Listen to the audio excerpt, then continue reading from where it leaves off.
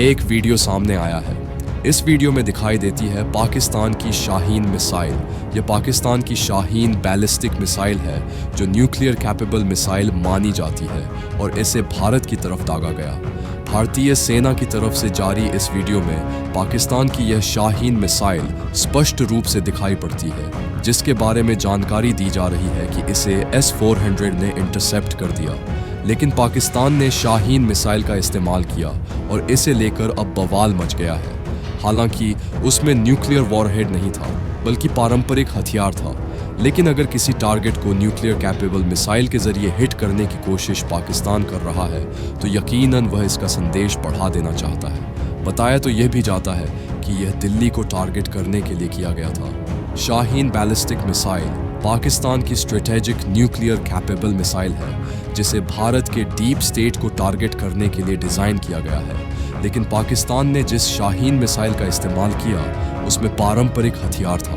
बताया जा रहा है कि शाहीन मिसाइल का इस्तेमाल एक तरह का नया ट्रेंड है, क्योंकि यह पहली बार है जब भारत के खिलाफ एक न्यूक्लियर कैपेबल प्लेटफॉर्म को सक्रिय कर इस्तेमाल किया गया।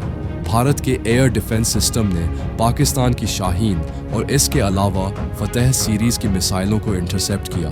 अनुमान है कि इसे S-400 के जरिए इंटरसेप्ट किया गया। हालांकि कुछ मिसाइलों को इंटरसेप्ट करने के लिए भारत के आकाश NG का भी इस्तेमाल हुआ, जिसने ज़बरदस्त ताकत दिखाई। पाकिस्तान की तरफ से शाहीन का इस्तेमाल होने का मतलब है कि वह भारत को साइकोलॉजिकल संदेश देने की कोशिश कर रहा है कि वह न्यूक्लियर हमला कर सकता है।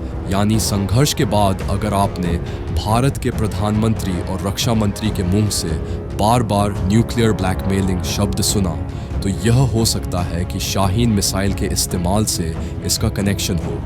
शाहीन सीरीज में अलग अलग तरह की बैलिस्टिक क्षमताओं वाली मिसाइलें पाकिस्तान के पास हैं, जिनका रेंज 7050 किलोमीटर तक है और इनमें 1000 किलोग्राम तक के पेलोड्स हो सकते हैं। इनकी रफ्तार मैक 8 यानी आवाज़ की गति से 8 गुना तेज़ है और इनकी सटीकता 100 मीटर के अंदर मानी जाती है। शाहीन 2 की बात करें तो इसकी रेंज 1500 से 2000 किलोमीटर है।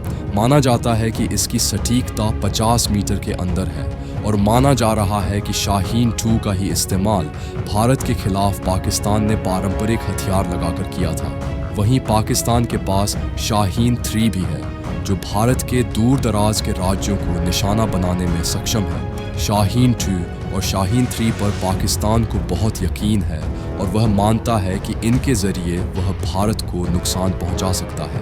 लेकिन भारतीय एयर डिफेंस के जाल ने जिस तरह से पाकिस्तानी हमलों को नाकाम किया, उसने पाकिस्तान की क्षमताओं को विफल और कमज़ोर साबित कर दिया। इससे एक बात साफ है कि भारत का S-400 और अन्य एयर डिफेंस सिस्टम लगातार कमाल कर रहे हैं और पाकिस्तान की मिसाइलों को हवा में ही ख़त्म कर रहे हैं। और यकीनन जिस तरह से S-400 ने शाहीन और फतेह को इंटरसेप्ट किया, उससे यह समझा जा सकता है कि भारत की वायु रक्षा प्रणाली बेहद मजबूत है।